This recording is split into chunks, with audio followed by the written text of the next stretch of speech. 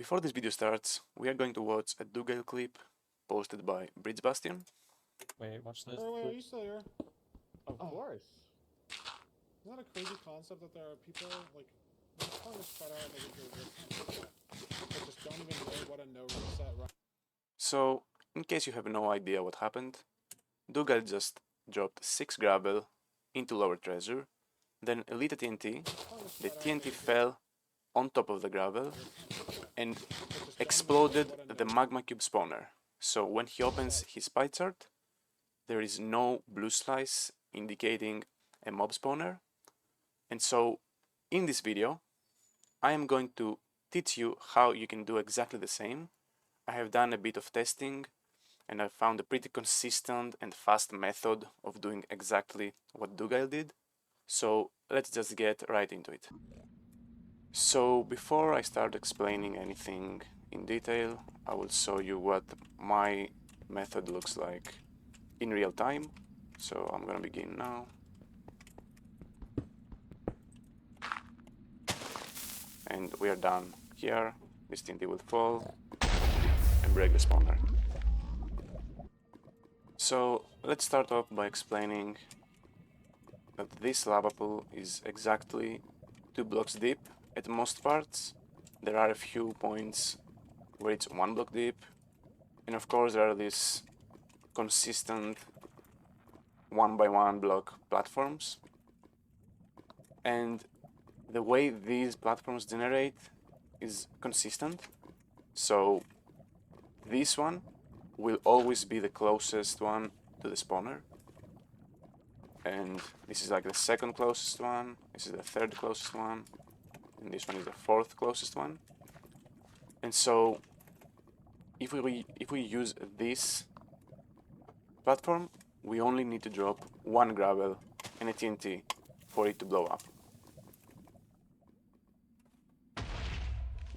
If we use these platforms, we actually need 2 gravel and a TNT to be able to consistently break the spawner. I have to mention that there is a very small chance that this setup of 1 gravel doesn't break spawner. Like, it's a very small chance, so if you want to be super safe, you can just drop 2 gravel here, and this will always break the spawner. And the same goes for these setups, like especially in this farther one, there is a chance that a 2 gravel setup will not break spawner, so you can just drop 3. So the bridge on top of the spawner is 4 blocks wide, and these platforms are always 1 block next to the bridge, so they are always exposed. So if there are no other structures in the way, you can actually drop TNT and gravel from all the way up to all the way to the bottom. So the first problem that we need to solve is identifying the exact block on the roof that we need to mine to be perfectly lined up with this one. And we will use chunk borders to be able to do that. And as you can see, if I look at my chunk blocks, these are the coordinates relative to the chunk that I'm in. So right now I'm at 9,0, but this block will not always be on 9,0. And the reason for that is that there are 4 possible Bastion rotations. So we need to find a better way to be able to identify this block. So we need to have our chunk border zone when we enter from this spot. And as you can see, there will always be a chunk border lined up with this wall, or 1 block offset of this wall. It might be here. There will be a chunk border at about the middle, a little bit left of the middle, and a chunk border almost at the right. So we care about this one, the middle chunk border. Now we know that this block is always adjacent to a chunk border. It will either be in this side or in this side of the chunk border. When we enter the Bastion, we need to be on top of this, like walking on this chunk line over here. And the way to be able to tell if this block will be in the left or in the right is by looking at our crosshair while on F3. So, like, you can see that my crosshair has 3 lines: a green one, a blue one, and a red one. So the green line always points to the Y direction. So if I look directly down or up, we cannot see the green line. The red one is the x-axis, so you can see it points that way. So if I look this way, I'm towards positive x, and the blue line always points towards positive z. So by looking at my crosshair, I can tell which rotation the Bastion is on. We don't actually need to learn all 4 possible rotations. We just need to look down and check the left and right side of this crosshair. If there is a line on the right side, like in this case, which is the z-axis line, we need to be in the right side of the chunk, not on the left, but on the right. So I need to be walking on this line. If I show you the opposite rotation of this, then here there is a line to the left side of the crosshair, so I need to be on the left side of the chunk, so in these blocks. Now, while you're running on this line, you need to be looking at your chunk block coordinates. So, as you can see, the x coordinate over here stays consistent at 0, but this one changes. That's because I'm moving in the z direction. And so the block that you need to mine is always 1 block behind number 8. So this is number 8, so I need to go to number 7. And that's because, like, you're going towards positive z. If you were going towards, like, negative z or negative x, this would start from 15 and it would go backwards. So when you found 8, this would be block number 9. So you always need to mine on either number 7 or number 9. I'm going to show you all 4 possible rotations to make this a bit more clear. Like in the 0 rotation, we need to go to the right side because this is pointing to the right. And while we are walking, we find number 9 first, because this is 8, this is 1 backwards from 8. So the block will be here on 90 degrees. If we open this, we need to be on the right side, and on block number 7, on the 180 degree rotation, we need to be on this side. Of course, we can always tell by the crosshair, it's pointing left, and we need to be on block number 7.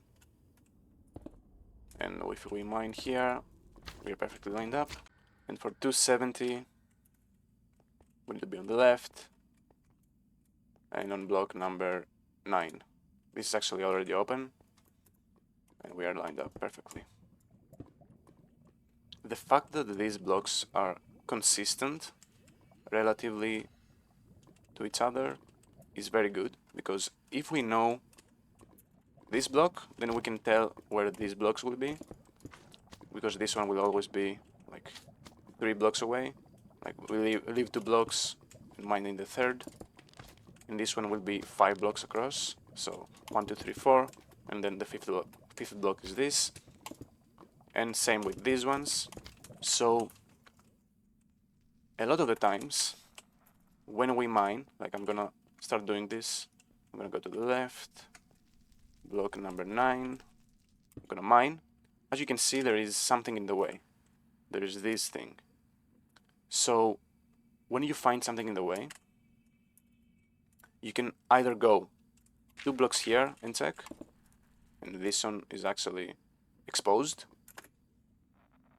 or you can go 4 blocks across, so 1, 2, 3, 4, and then mine here, and here it's actually not exposed. There is this big structure, which is very annoying. This one is like the worst structure for this method because it takes up so much space, but you cannot do it here.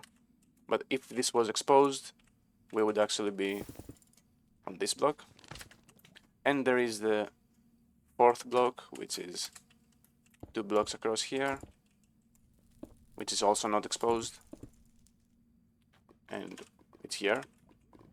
So now that we know how to deal with both issues, the first one being finding the block and the second one being structures that are in the way, we can actually start doing some examples. I'm going to show you a few examples on random rotation, and I'm going to talk through it. I'm going to explain what I'm thinking.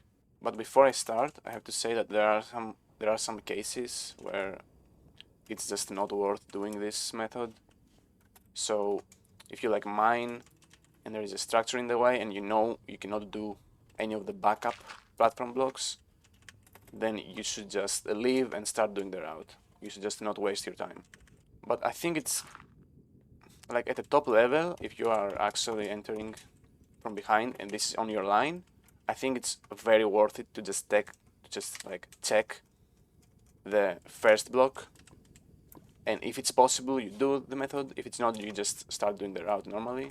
Also, there are some cases where, because of like explosion RNG or like the TNT physics of the TNT dropping down, sometimes it will get like caught up in these breeds and it will blow up here and not blow up the spawner, or it might get like stuck in some like breeds above or some structure.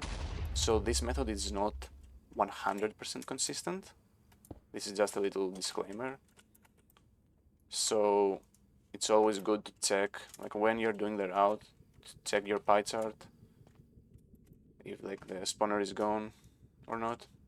So I open my chunk borders and my F3.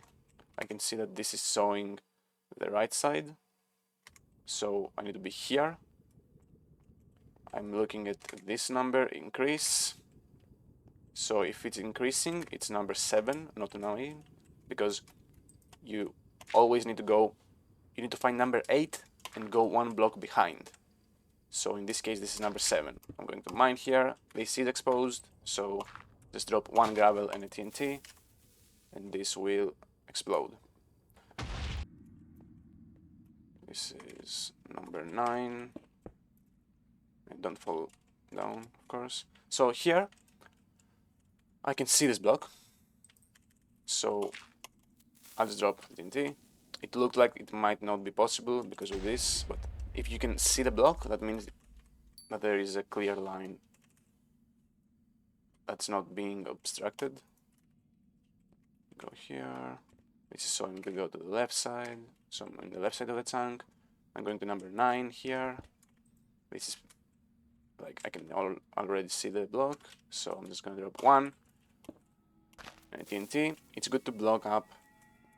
Like if I just light the TNT like this, it might get actually stuck like that. So it's good to be covered in all 4 directions with blocks. This is right side because of the crosshair. Going to number 9. It's exposed, so that blows up the spawner. This is right side, number 7. And here, okay, so this is a good example. Here, this is the square structure with the fire inside. So this one, it has a 2x2 square of fire, and it has a 4-block like radius from the fire to the edge. So if you're here and you see this lower fire and not this one, then you know for a fact that there are 5 blocks obstructing the way. So this block here is where the second fire is, so this one. And there are 4 more from the edge. And so you know for a fact that these blocks here are not visible. So whenever you mine and you see and you're exact on top of this fire, you cannot do any of the backup platform blocks. So when you're here, just leave and start doing your route. You cannot do this method. But if you were on top of this fire, that means that there are 4 more blocks remaining from this platform. So you would be able to actually mine and have this block exposed. This is the left side, number 9. Break this. It's not exposed. I can see that there's a structure here, but it looks open in the other side, so I'm going to go 1, 2, 3, 4 and mine here, but it's actually not. So in this case, I'm just going to start the route. I'm not going to bother breaking the spawner because it's fully covered at every point. The only thing that you could maybe do here is check that this next block is open, so you can technically do 6 TNT, 6 gravel and 1 TNT, I mean, here. And so this might blow up the spawner, but I don't know if that's worth it. Whenever you drop the TNT into lava and not on the platforms, you should do 5 or 6 gravel, because you need 2 gravel because of the depth of the lava pool, and a few more because you're further away from the spawner. So there's one more example. This is number 9. This is fully covered, and this is the square. So I can see that it looks kind of open there. So I'm going to try 4 across here, and it's actually open. I'll drop 2 TNT, and this works. So now this is the final part of the video. I would like to show you a route, a full route of the treasure bastion with this method. Let's pretend I've entered from here, and I'm going to start doing the route. So this is not exposed. I can see that this is a small bridge, so I'll try this, and this is exposed. I'll drop 2 and start my route, and you can see it did work. There is no spawner on my pie chart, but now I will continue doing the route, blah blah blah blah blah. And the point I'm trying to make is that because there is no spawner there, you can actually overlap the pie chart as soon as you pass through this chunk border. First check if there is a fortress, and if there isn't, while you are mining these blocks, you should be setting up your Piedar. So, and when you've reached this point, you should have already found the distance of the spawner. And what you do here is you break this, and this is still work in progress, but you can do the Piedar on this corner. You can drop one down here, do this, increase the render distance, and here you can actually see if the backup block exists. If it doesn't, you can just go up, and if it does, you can just go and mine it and then go up. So this is a good spot to overlap mining the gold and doing the Piedar. So I'll finally show you a good example of this route. So let's say you're entering treasure from behind, like in a real run. You would open this, go to the right, 9, here, do that, and now you can start doing the route. You do all this, and now, as soon as I pass this, I open my pie chart. This will already be set up, of course, and I start, like, I like to do this. I like going one more deeper into the pie chart, so I'm here on mob spawner, but you do whatever you like, and you just start doing this. And normally, if you're good at the game, you can actually get this done before mining this block. So let's say you're already here, then you do this, boom. So I know the direction of the fortress, and I know that there is a gold block here, so I'll just do this and keep going with my route. And so you can gain a lot of time if you know where the fortress is in advance, just from pie chart. And in this case, you can't actually see the fort like with wide macro. So in this case, this is like the perfect example, because like you spawn here, there is perfect terrain to top treasure, and there is no visibility of the fortress. So this is the perfect example of doing this like TNT spawner break tech. So now the fortress will be like here. And the thing is, if you do the conventional method of breaking spawner, unless you do it with 3 pearls, so pearling down there and then doing the pearl hang and then pearling down there, then the TNT method is actually faster. And by throwing 3 pearls, you get 7.5 hearts of damage. So in a lot of situations with low food, it's actually better to do the TNT tech. And of course, with the conventional method, you have to do the Piedar after you've broken the spawner and your trades are probably done, so you're not really overlapping anything. But with the TNT method, you can do the Piedar in here while getting this block, this backup block. So you're overlapping the Piedar with the route. And yeah, that's pretty much it. If you've reached this point of the video, thank you for watching. I've never made a video like this before. It was my first time actually making like a edited video. So I was planning to make it a bit shorter, but it came out a lot longer than I expected. So I hope the information was worth your time and that it was useful. Also, if you have any questions, feel free to ask in the comments. If I find anything else useful, I might make a follow-up video. And if you're interested, I do have a Twitch that will be in my description. I do stream a lot of ranked, but I might stream some RSG in the future, I don't know.